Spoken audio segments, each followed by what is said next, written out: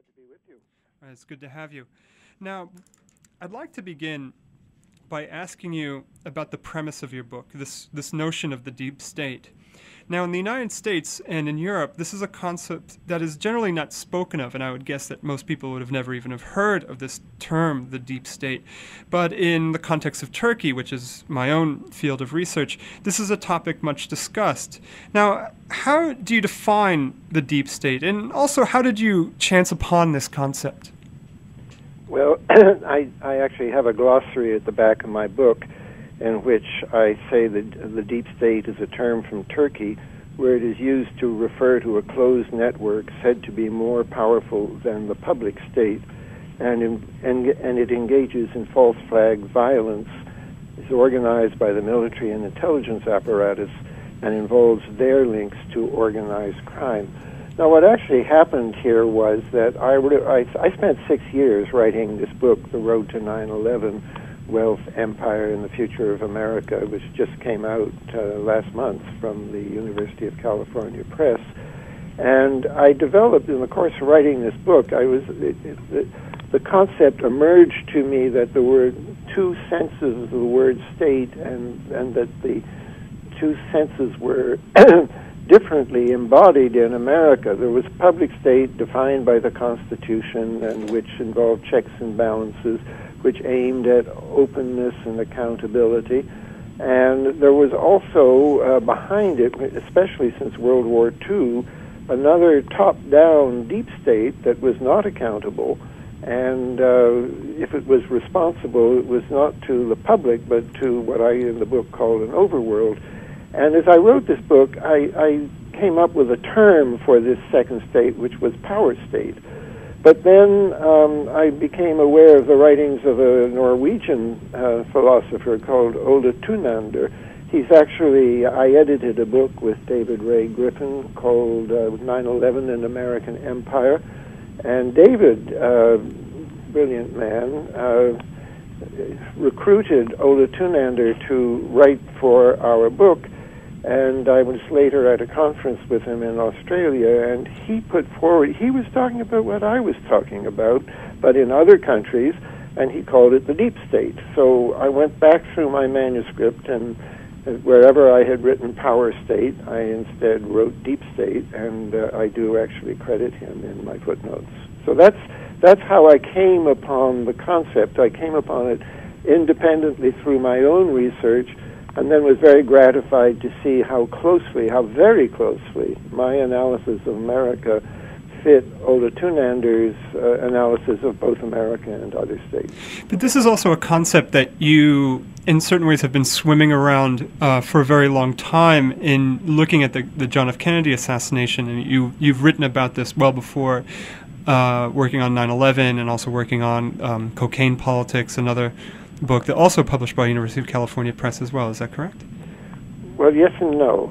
It is absolutely correct that ever since my first book about the Vietnam War, I've been very conscious of the importance of the realm of things not talked about in public discourse. And I came up with the term parapolitics for the politics that isn't acknowledged and involves dealing with dirty people and underworld and so on. And then later I did coin a phrase, deep politics, which the difference for me then was that parapolitics was a conscious strategy and deep politics was just a situation that we live in, a world filled with all kinds of covert connections to underworld forces. So deep politics was my term, but I never used deep state before this new book, The Road to 9/11, which, as I say, only came out last month. Right. Now, they fit very well together. I mean, the deep state engages in what I call deep politics. And now also, another source of thinking about this, which has standardized the term parapolitics, is Colombia, because everybody knows now that in Colombia you have a public state and you also have what they call down there a parastate, which is this whole connection between the security agencies of the country and these drug-financed paramilitaries who go around coercing and often massacring people. This parastatal situation in Colombia is very similar to the deep state in Turkey. And what's most striking is the importance of the drug traffic in both cases. So for years, no one in the American mainstream press would touch the word parapolitics or parapolitical, but now writing about American firms who are actually paying money to these paramilitary death squads, the term parapolitics, which is pretty standard in Colombia, has now become used by the Council on Foreign Relations and by The Economist magazine. So it's becoming more standardized in America as well. And there is actually a book coming out next year which has parapolitics in its subtitle. But Ola Tunander and I are both in that book. Oh, excellent.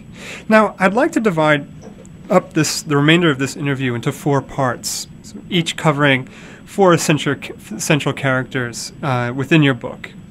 Now, the most obvious figure you approach in Deep Politics in the Death of JFK is the president himself, John Fitzgerald Kennedy. Now, Kennedy is currently alternatively seen in the popular press in the United States as either this martyr, altruistic martyr to a better America, or one could say increasingly as this pill-popping, womanizing whelp who achieved the presidency through the conniving of his father. Now, you cut somewhat of a different path in your book as far as talking about Kennedy's role in American history. Can you talk about the Kennedy administration and specifically his evolving commitment to the war in Vietnam?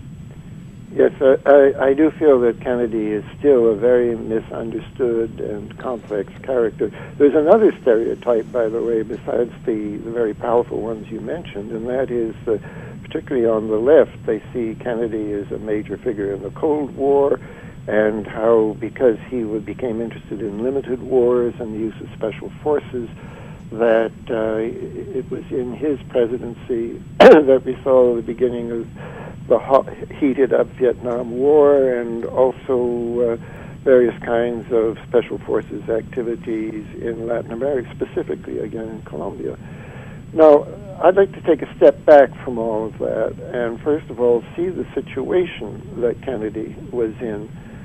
I think the defining force that drove Kennedy, and it was a hostile force, was his own Joint Chiefs of Staff in the Pentagon, who in that period of his presidency, which is to say 1961 to 63, felt that they still had a window of opportunity to use nuclear weapons with missiles against the Soviet Union, but that in a very short period of time, actually their own deadline, their own self-defined deadline was 1963, that there was this window of opportunity where America could conduct a first nuclear strike and not risk retaliation, that after 1963, the Russians would have enough missiles and certainly enough nuclear weapons so that we would go back to a balance of terror, mutually assured destruction, and this opportunity would no longer exist.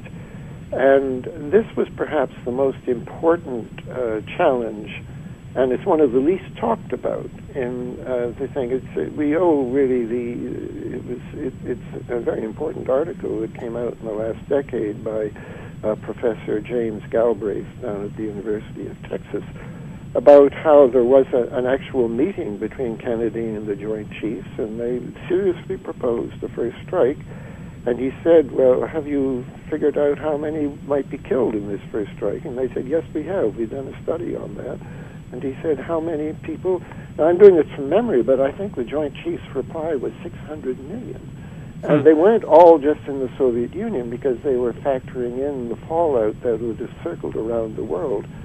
Well, Kennedy would hear nothing more of it, but there was an immense resentment in the Joint Chiefs. First of all, over the Bay of Pigs, that Kennedy had not ordered a second airstrike, and this is being talked about endlessly. Also, at the time of the missile crisis, half of America remembers Kennedy's diplomatic resolution of the Cuban Missile Crisis in 1962 as one of his great achievements.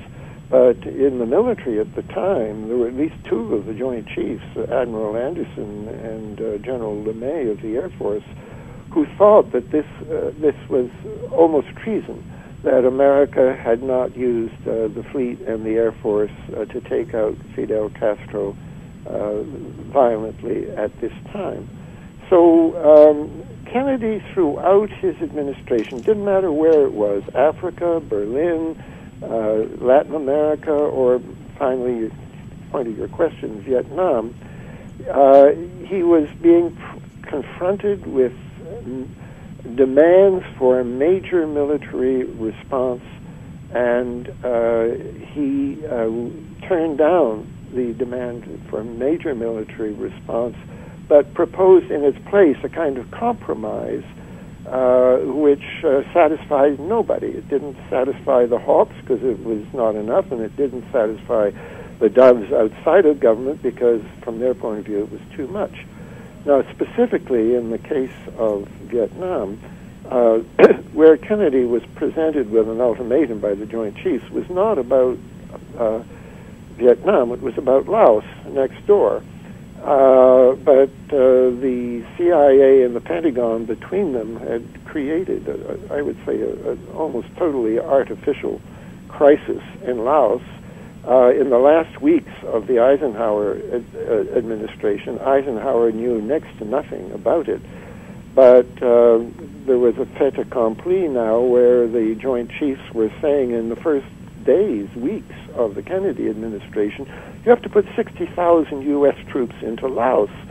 Well, this was crazy. This was, not many people like myself have been in Laos, but this is one of the sleepiest countries in the world.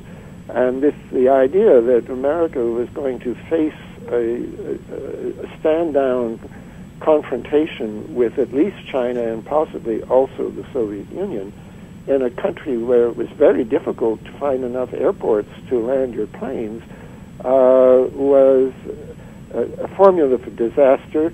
If Kennedy had acceded to what the Joint Chiefs wanted, it almost certainly would have led to a major military confrontation with China. And that, of course, is exactly what some of the Joint Chiefs and CIA people wanted. They wanted a way of drawing China into a conflict so that we could then use nuclear weapons against China. Kennedy wouldn't do it. But what he did do instead, he said, look, no, you can't have Laos. And they said, all right, but at least let us build up Vietnam so we have security there. And Kennedy did, yes, consent to a build-up in Vietnam. Again, nothing like as much as what the Joint Chiefs wanted. He was told by General Taylor that he should send 8,000 U.S. troops in a combat role to Vietnam. He didn't do that. He only sent advisors, and the advisors built up over the years till by the end of '63, there were in fact far more, almost 17,000. They were technically in an advisory role, but what was actually happening was that for example, the pilots advising the Vietnamese Air Force, the Vietnamese could barely fly the planes, so that the advisors, instead of being in the back seat of the plane telling what to do, was in the front seat of the plane at the controls. So we were creeping into a war in Vietnam under the Kennedy administration guidance, but it wasn't something that Kennedy wanted. And this is why I don't think he was the world's most successful president by any means, but he was dealing with a very difficult situation, and his motives, I think, were always to avoid World War III, avoid the use of nuclear weapons, avoid major military engagements in the rest of the world. I think those were good motives. And I'll say a word about Johnson, too, coming afterwards, which is, I didn't always say, but as I've learned more about this nuclear situation, I think Johnson also, who gave a green light for a radically increased war in Vietnam, was again doing it as a way of holding off the Joint Chiefs who were making demands for, taking out Cuba and risking a confrontation with the Soviet Union. Now, the second figure you present to us in this book is that of his accused killer, Lee Harvey Oswald. Now, he stands as a particularly mysterious figure, doesn't he? I mean, he is, again, sort of alternatively painted as either the lone nut, this loser whose sole achievement was essentially the murder of a president, or this baffling ex-Marine who somehow defects to the Soviet Union, then is allowed home, and then upon returning home he engages in Marxist campaigns throughout the South. Now, for you look at him as your first window into deep politics in America, or let's say the deep state, the deep American state. In the book Deep Politics, I do, yes. Right. Now, can you talk about what we learn from looking at Oswald? Well, I think the first thing we have to say about Oswald is there's still a great many very basic questions that we don't know. I remember at a conference, a quite famous author and a very good friend, I may add, saying to the thing that Oswald turns out to have been a pretty normal American boy. And when the microphone came to me, I said, "Excuse me, normal American boys don't sign up for a summer course at Turku University in Finland, where the language of instruction is Finnish, and the boy, that is to say, Oswald, doesn't know a word of Finnish." No, there were sort of intelligence games going on using Oswald. I don't see Oswald as a very major intelligence figure, but I have absolutely no doubt in my mind that it wasn't his idea to sign up for a summer class at the University of Turku. The reason he did so was because the intelligence agencies knew that the easiest way to get into Russia, which he did in 1959, was to come in through Finland. So if you just take the whole episode of his so-called resignation from the Marine Corps, every aspect of it, he was supposed to have done it so he could support his mother, who had had an industrial accident and couldn't work. Then when you get into the papers, it turns out that the industrial accident was that his mother had been hit by a box of candy falling off a shelf. I mean it, a box of candy. And she didn't stop work, and he didn't do anything to support her. Already before he left the Marines had arranged for him to get a U.S. passport that allowed him to go to Finland and therefore on to Russia. That was definitely an intelligence mission. But I know very little about who sent him. I suspect it was the U.S. Navy and Navy intelligence, but I don't know. And I don't even know if the same person who went to the Soviet Union is the one who was arrested in Dallas for the murder of the president. I could spend the next 40 minutes giving you a lot of reasons to suspect that it was someone different. But the reason that we know so little about Oswald is that in technical language, a legend was created around him for intelligence purposes. And of course, it was an ideal legend for someone.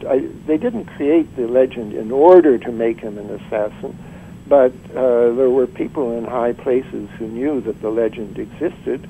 And of course, it was easy to make it appear, as people argued in the first hours after the assassination, that here was somebody who was a Soviet agent because he had voluntarily gone to the Soviet Union. The fact is, we don't know why. We don't know who sent him. The same that he went to Mexico in the weeks just before the assassination, and that also is very mysterious. A lot of people think that his name, I myself don't think it was the Lee Harvey Oswald arrested who went there. The people who dealt with him in the Cuban embassy described someone quite different.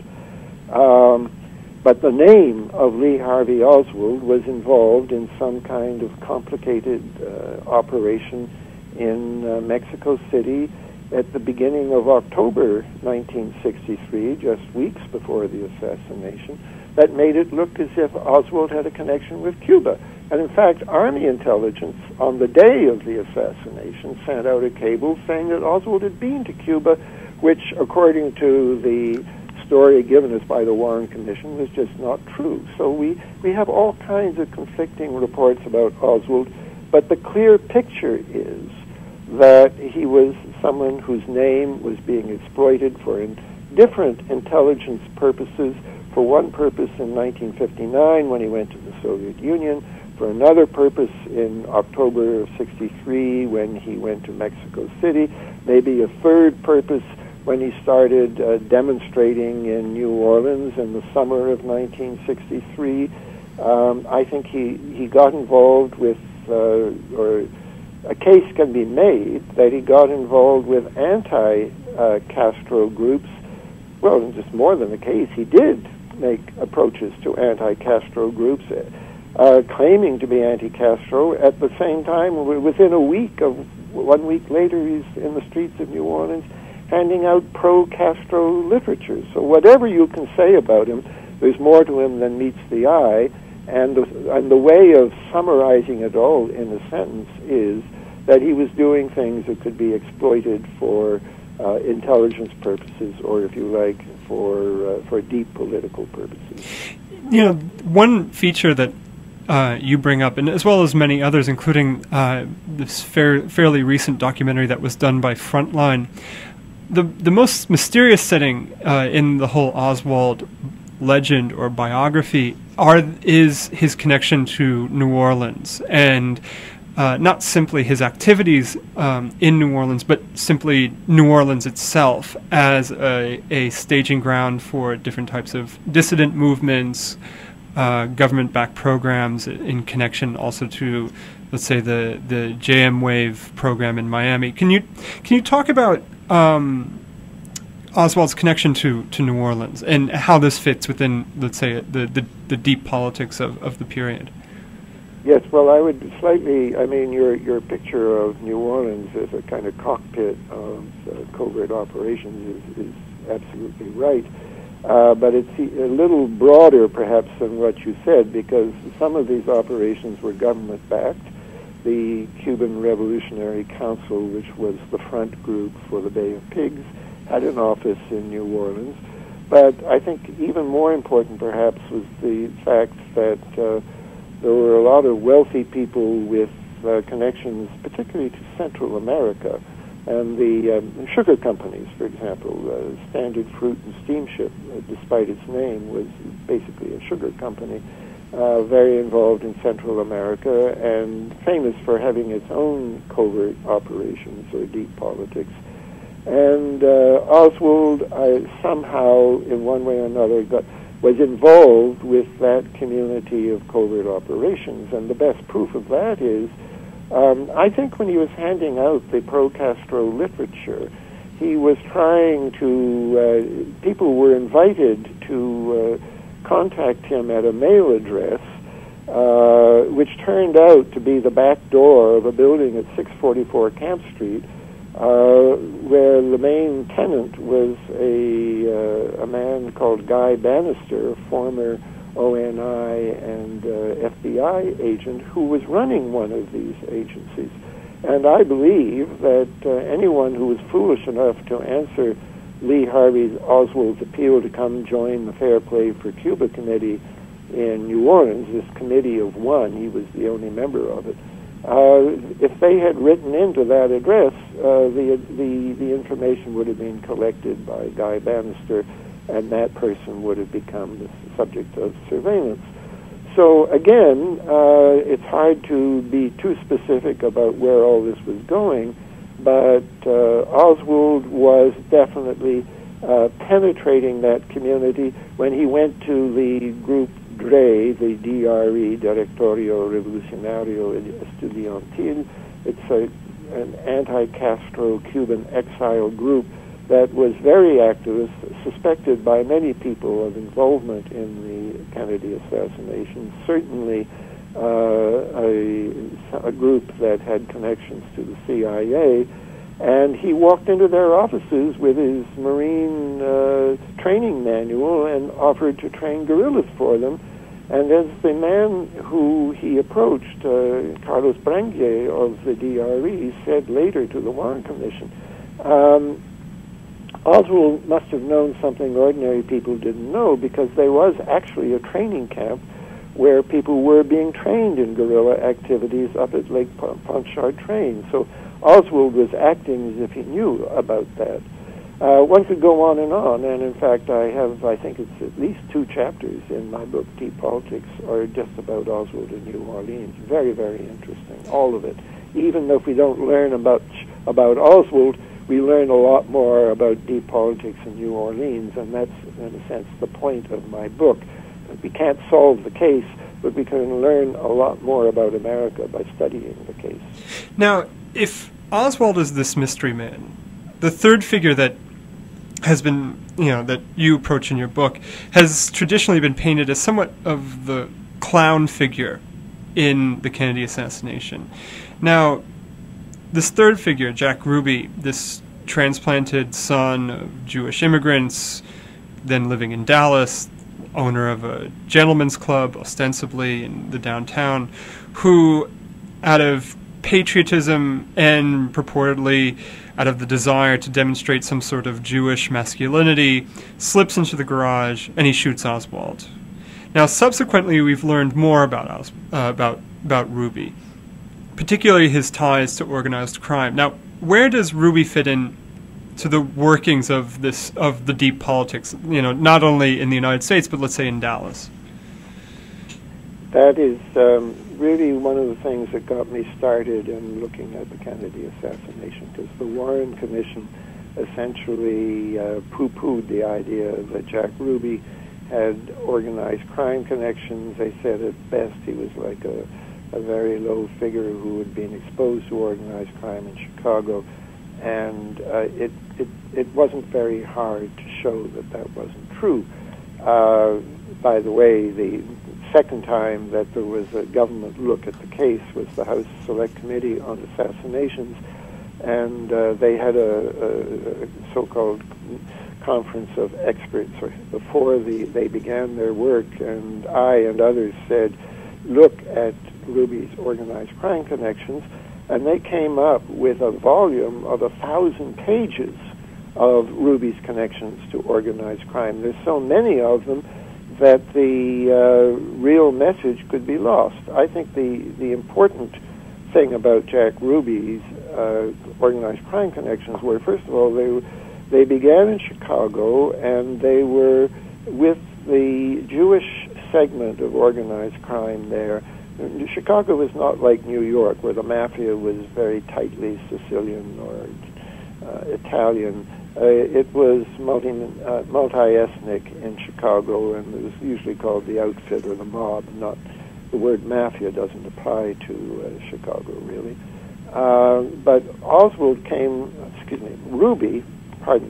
Ruby came from a segment of the mob in Chicago, which was deeply intertwined with politics and the control of Jake Arvey's political machine that controlled, I think it was the 24th Ward, and was very powerful in Chicago politics and really in Democratic politics nationally. Adlai Stevenson was a clean candidate, but he didn't know it really, or he didn't know much about it, but he was when he ran against Eisenhower in 1956, he had been promoted very actively by Jake Arvey using the political machine that he controlled. And when Kennedy was actually elected in 1960, I think one of the reasons that some people wanted to plot against him was that he got elected with the aid of some very dubious votes in Texas, the Lyndon Johnson machine, and some even more dubious votes in the city of Chicago, Jake Arvey's precinct, which returned him by something like 99%. There was always the risk that there'd be more votes than there were voters. Ruby came out of that background, and there was also a moment in the late 40s when, after great chaos and a lot of killings in the mob scene in Dallas, the Chicago mob moved down in bulk and sort of took over organized crime in Dallas. And I cannot prove that Jack Ruby was part of that movement, but I make a prima facie case that he was. He certainly knew the key figures who came down, and there was also, I mean, there's so much one could say. We don't know much about organized crime in Dallas, and I talked to a lawyer, a man called Louis Kuttner, who had actually represented Jack Ruby, who said that Ruby made a deal with the Kefauver Committee, which investigated organized crime. This was a senatorial committee that investigated organized crime in the 50s and helped really to make America aware for the first time of the really politically dangerous power of organized crime. And that Ruby made a deal in which he told them about Chicago, and two of the top murderers in Chicago, who were close childhood friends of his, no doubt about this. Even the Warren Commission admitted that. They just didn't mention that they were murderers. And that he made the deal that he would talk about Chicago if the Kefauver Committee would stay out of Dallas, which they did. So that suggests to you that Ruby was not just a member of organized crime, but a politically astute person who could negotiate on behalf of organized crime. There's one other thing that I should mention, because we've already talked about drugs in connection with the deep state. Of the very few government reports on Ruby before 1963 that made their way into the Warren Commission records, there are two sets that I think are extremely important, and they both involve Ruby and drugs. The first is a case back in 1948, which at the time, the Paul Roland Jones case, which was talked about at the time, was a very important case linking an international, international and also coast-to-coast drug network, sort of solidly centered in the organized crime networks of America. And Ruby was named in this case and was interviewed, and in my book, Deep Politics, I make, I think, a pretty strong case that he was clearly the informant in the case, because he gave two different stories. One of them had to be false, but nobody followed up on it, and they didn't follow up on it because he was their informant. And the other, even more interesting report was an FBI report from 1956 from a trusted informant who said that her husband had become involved in a big dope deal in Dallas, and was told that the person who would give the go-ahead, the green light for the drug deal, was Jack Ruby. And this makes sense because Jack Ruby's connection to the Dallas police force, which caught everybody's eye, the journalists in 63, 64, and even the Warren Commission, Ruby had a functional relationship to the Dallas police force, because there were at least three, I believe, Dallas detectives who said that Ruby was their informant on drug matters. And that's consistent with what the FBI heard, because somebody who's telling the police about drug deals is the man who can give the green light to a drug deal. That is the drug deal he doesn't tell the police about. And in Dallas and many American cities, the police live with a situation where they make busts and guided by an insider in the drug traffic, and they keep up their arrest records, and the same person can protect the people he wants to protect.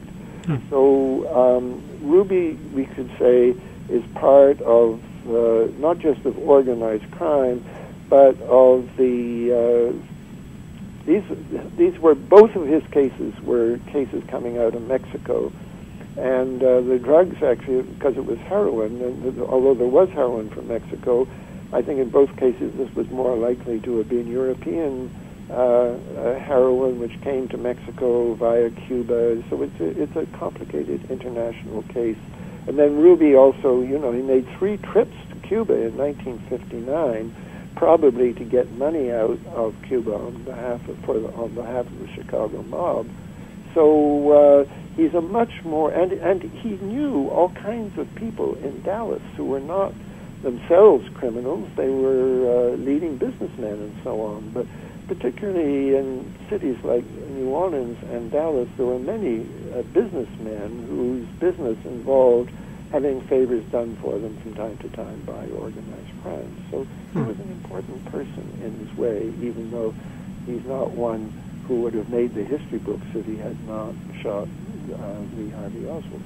Now, the last person that you approach that is really at the core of your study is very much in the history books, the FBI Director Herbert Hoover. Hoover. Oh, sorry, J. Edgar Hoover.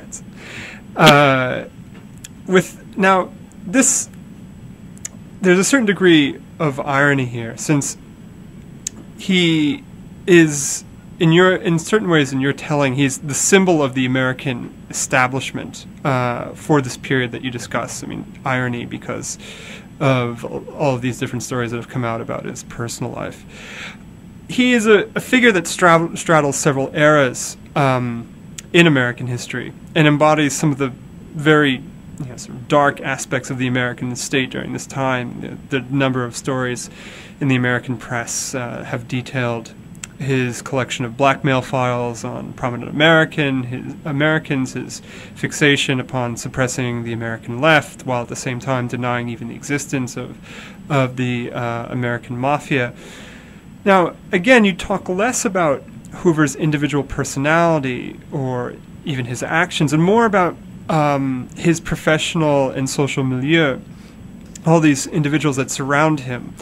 Can you talk about Hoover again and talk about where he fits into the deep politics of the United States of this time? Yes, well, I'd like to pick up from what I was just saying a moment ago about Ruby as an informant being useful to the Dallas police and also useful to the drug traffic. That, I think, is sort of the J. Edgar Hoover formula for maintaining law and order in the United States. And we shouldn't just simply knock it. We have to remember that organized crime, as we know it in America, was really came into full being in the time of Prohibition. And for a decade there, we had all kinds of killings going on in many, many cities. But as crime became more and more organized, it also developed its connections with local police forces and nationally with J. Edgar Hoover. The reason that he kept denying there was such a thing as organized crime was because he was using organized crime as a source of information. I mean, he became, for give just one example, there was something called Murder, Inc. in the 1930s in New York City, run by a drug trafficker called Louis Lepke Buchalter. And the FBI made a great, brilliant arrest of Buchalter, but they arrested Buchalter because Meyer Lansky and Lucky Luciano had decided that Buchalter had become an embarrassment to organized crime, and it was time for him to stop his activities. So Lansky, I believe, told the journalist, and the journalist told Hoover where to go, and they picked up Buchalter. Now, this is not an ideal way to have maintain law and order in a nation, but to give Hoover his credit, it cut down on the number of assassinations going on and murders. It cut down on it very considerably. It didn't eliminate it. You had Albert Anastasia was murdered, Genovese was murdered, but the number of murders, particularly in New York and Chicago, and Dallas, Dallas is perhaps the best example of all. Mob killings were sort of normal in the late 40s and extremely unusual if they occurred at all by the 1960s. That was because of this kind of what I call gray alliance between the law enforcement and the violators, the violent people, which is the essence of what we were talking about in the deep state. And it's a system which was tolerated. In fact, organized crime might almost better be called tolerated crime. The organized criminals are the one that the police don't pick up because they're useful as sources of intelligence. You had a situation, this killer Richard Kane, who's a suspect in many people's minds for the Kennedy assassination. He used to meet every 2 weeks with the FBI agent in Chicago who was in charge of organized crime. And this was very useful to both of them because Richard Kane, until he was murdered, was obviously allowed to get away with all kinds of things, and the FBI were able to maintain their oversight of what was happening on the organized crime scene. So Hoover exemplifies that kind of relationship that we characterize as the feature of the deep state, but we shouldn't blame him for it alone because he wasn't the only such figure. This was a nationwide process in which Ruby played a small role, or Hoover played a much bigger role, but you would have had it even if you had it, I believe, a different thing. And it wasn't, the FBI was not the only agency involved in this way. The Federal Bureau of Narcotics was also deeply involved in this way, so deeply involved that in the end, in two cities, New York and Boston, it seemed that the drug traffickers were running the FBN local, not the FBN local running or managing or overseeing the drug traffic. So that's why in the Nixon era, the FBN was closed down. It was actually the last year of Johnson. Replaced, first of all, by the Bureau of Narcotics and Dangerous Drugs, and then finally now, what we have now, the DEA, Drug Enforcement Administration. This was all because of the potential for corruption when you have organized crime and organized law enforcement working closely with each other. J. Edgar Hoover, a symbol of that kind of collaboration.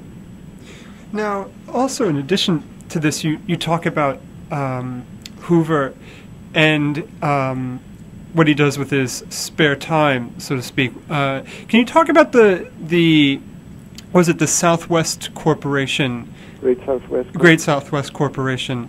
And who precisely are these individuals and how they relate to the assassination?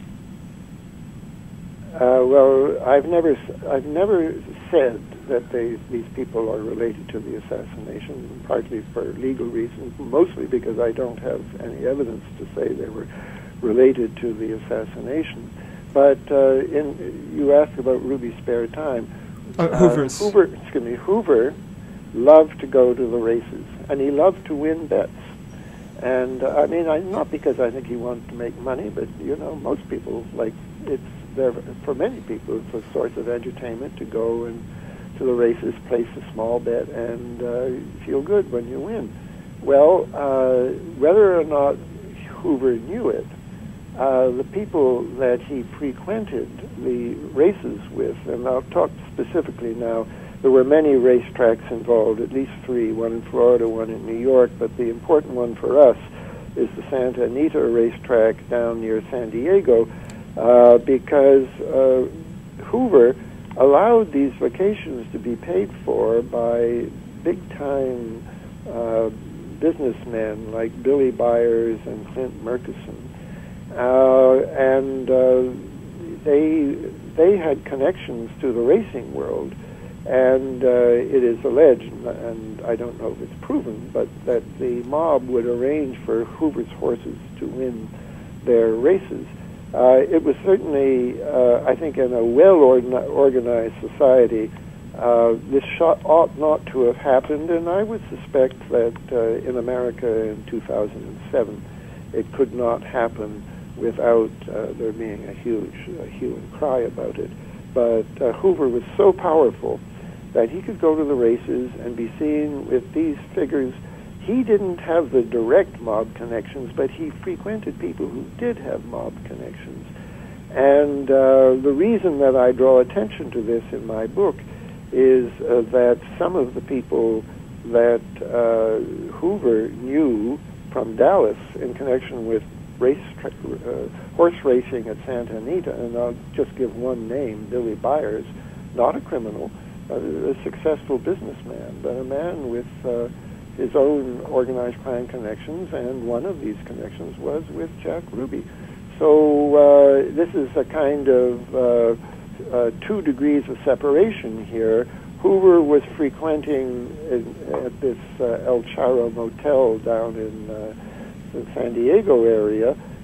He was frequenting the people that Ruby frequented with in Dallas, and that's why another symptom. I brought all this up not to say that, as I'm afraid Bugliosi claims I said, I never said it, that these people were involved in the assassination, but that Ruby was more than just a nightclub owner, more than just a police informant, more than just a organized crime person with some standing. He was a person of some standing in the Dallas business community. I think maybe because many of his strippers would go to private parties that were put on by some of these. I met 1 or 2 of these people, divorced, liked to be surrounded by young broads. I'm not going to name names here, but I personally observed this situation. A major Dallas businessman with good intelligence connections and very rich and quite close to Jack Ruby.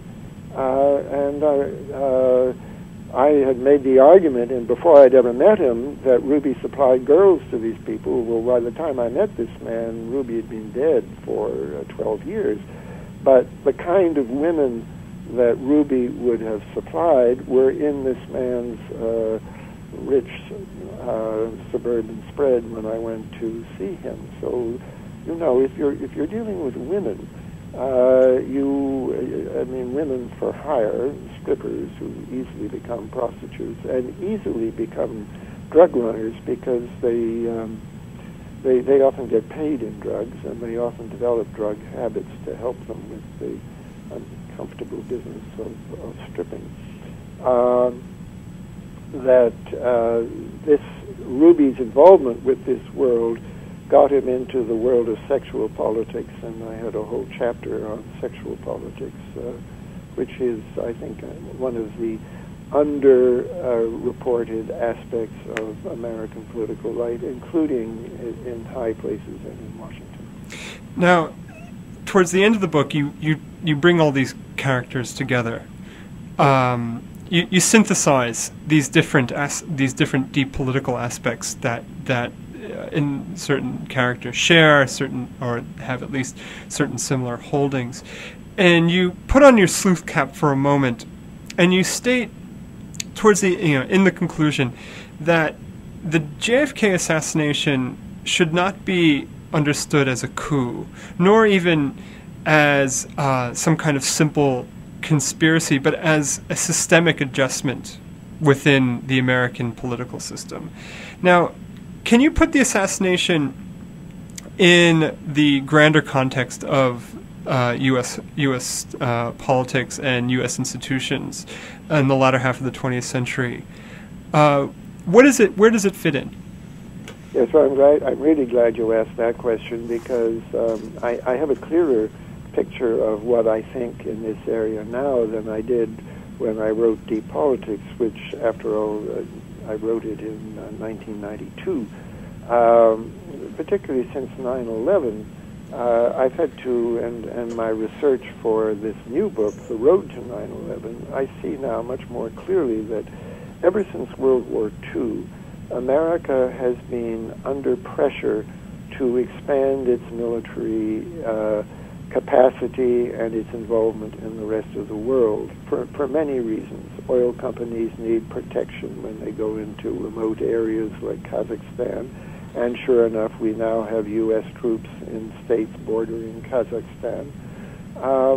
And it's not one single lobby.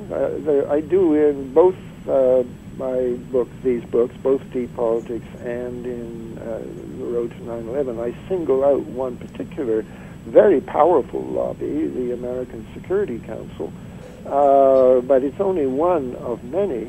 And the point is, they never let up. They are continuously pressing for more and more U.S. involvement. This is what Eisenhower warned us about when he was talking about the military-industrial complex. He could not possibly not have meant this complex that involves the American Security Council. And they have been extremely powerful over the years. Now, Kennedy threatened the goals of continuous military buildup, partly because, as I argued back in my book and even earlier, much earlier, that Kennedy had already authorized a plan to start pulling troops out of Vietnam. That was a threat, but that was only one aspect of a much more dangerous thing from the point of view of the AFC, to negotiate with the Soviet Union an end to the Cold War, or at least a radical scaling down of the Cold War. So I think one of the Kennedy deeds that led to his assassination, I haven't mentioned it yet in this talk, was his American University speech of June 10th, 1963, the famous speech in which he said, "We are all mortal and we have to learn to live with each other, and we cannot afford to go on endlessly escalating the competition for more and more nuclear weapons." Well, which led shortly thereafter to the Test Ban Treaty, which was the first treaty of any sort that had been signed with the Soviet Union since the Austrian Peace Treaty of 1955. Now, all of this was very threatening to this very powerful juggernaut that wanted more and more American involvement. And in essence, what happened in 1963, in retrospect, we can say, is that Kennedy's hope for peace was stopped and the juggernaut survived, and it's been with us ever since. And poor Jimmy Carter in the 70s campaigned on reducing the defense budget, but when the juggernaut went to work on him, he ended up increasing the defense budget. And I do have on the web an essay. Well, it's a talk actually.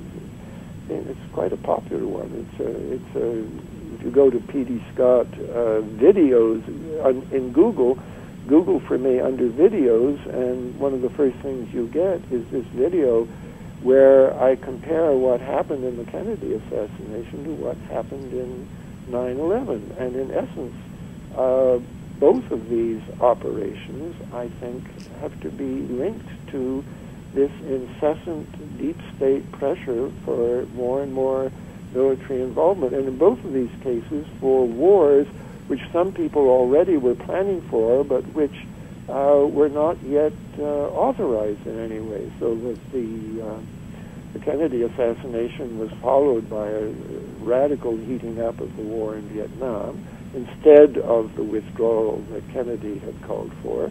And 9/11 was followed by a war in Afghanistan almost immediately, which had already been planned to some extent, and actually the Taliban had already been threatened with this war.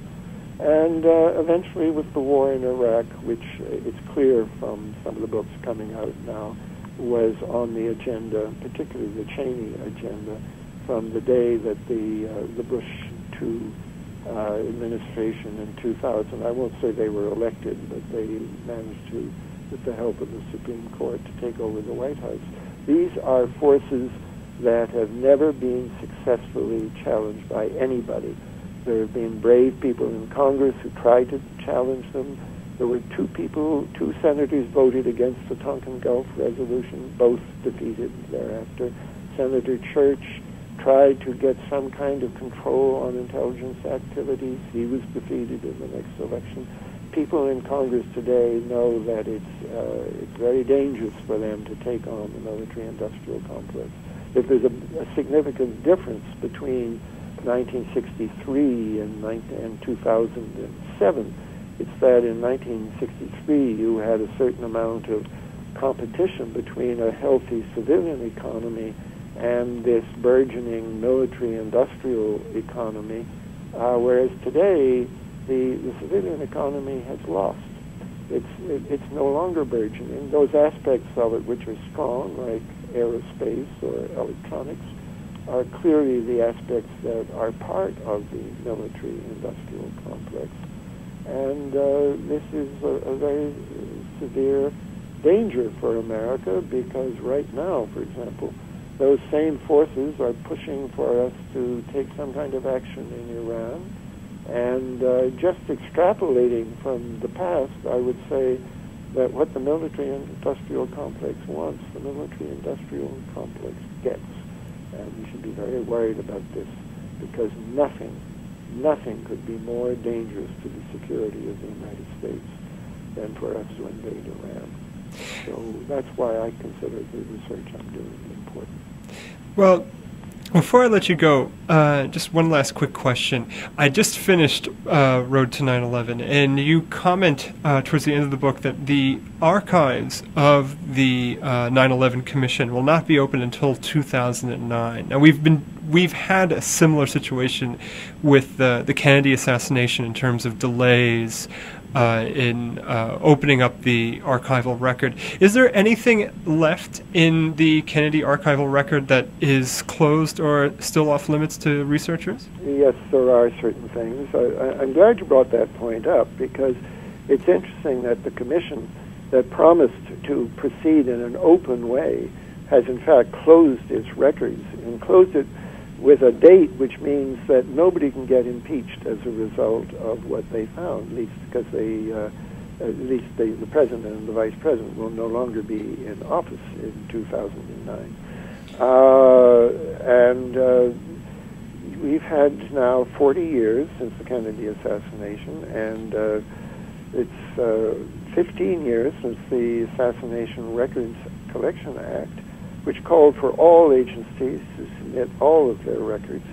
And what we're getting to see are, by the gaps, the really sensitive areas. One gap is Army intelligence records on Oswald. We never got those. Even the House Committee didn't get them, because contrary to a presidential order, they were destroyed.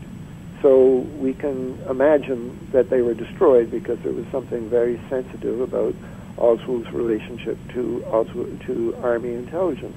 There are also Marine intelligence records on Oswald, which we never got. And then recently, in fact, it's just been in the Times, I think this morning or yesterday, that I was talking before about the group approached by Oswald in New Orleans, the DRE. It turns out that the CIA had a full-time officer working with the DRA. His name is George Ioannidis, and we have a very brilliant Washington journalist by the name of Jefferson Morley, who is eventually, now he couldn't get it in the ordinary way. The Records Review Board couldn't get those files. Morley has been suing to get those files, and they just had a hearing on this case this last week, but the CIA is vigorously resisting giving up those files. And one of their acts of duplicity was that when you had the House Committee set up in 1977, who did the CIA detach to work with the House Committee and tell them all about what the CIA was doing? The same man, George Ioannidis. And obviously they did this so that he could be very, very sure that the House Committee never learned anything about his relationship to the DRE, which is the case. The House Committee did not learn this. It came out much later. Now, very, very slowly from other records, we're beginning to piece together the idea that Oswald, I don't think the DRE had anything to do with killing the president, but I think they had a great deal to do with Oswald's behavior in the last 2 months of his life. And that's why the CIA, it just says, again, I wouldn't say that there's any evidence that the CIA as an agency killed Kennedy, but that they may, I think very, very possibly, have been using Oswald for a complex intelligence operation, probably against Castro, which involved the DRE. So it's very important to get those records. If people are sincere in saying they want to know how Kennedy was killed, well, we have to get those records. And obviously the CIA is resistant. And there'll be, I'm sure, a great deal of resistance even in 2009 when we start to get some. I'm sure we won't get all, at least not at first, all of the suppressed records about 9/11. Well, let's hope that we don't have to wait even for the death of some kind of phantom operative like a what's his name, the Rolling Stone, the most recent Rolling Stone interview, the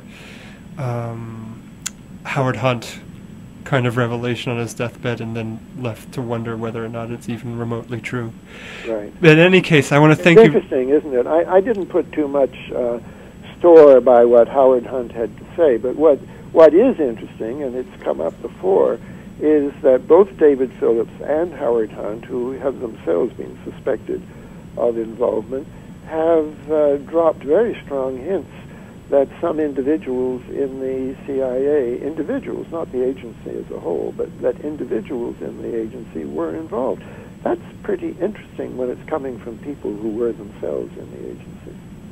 Yeah, yes, I think it is interesting also for the fact that it only garnered a brief glimpse in, I think, a few papers, but otherwise it was generally laughed off as well, because not only because he was an old man, but also because the son also has a history with crime and drugs.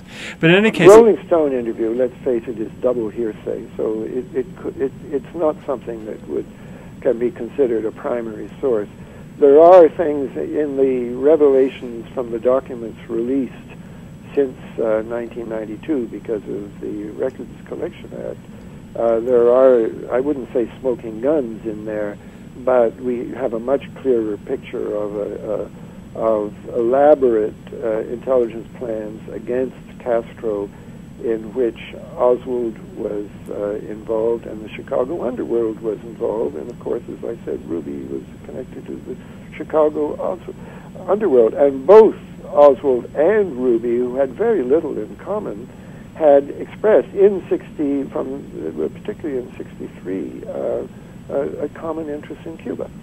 So we have to keep pushing on that score. Well, on that note, I want to thank you very much for joining us here at History 33 1/3, and I will have your website and links to your videos posted on the website as well. Thank you very much for joining us. Thank you very much, Ryan. I enjoyed talking to you. All right, thank you very much. Someday I want to talk to you about Turkey, okay? We will. We will, okay, Swank. thank you. All right, now. Bye-bye. Bye-bye.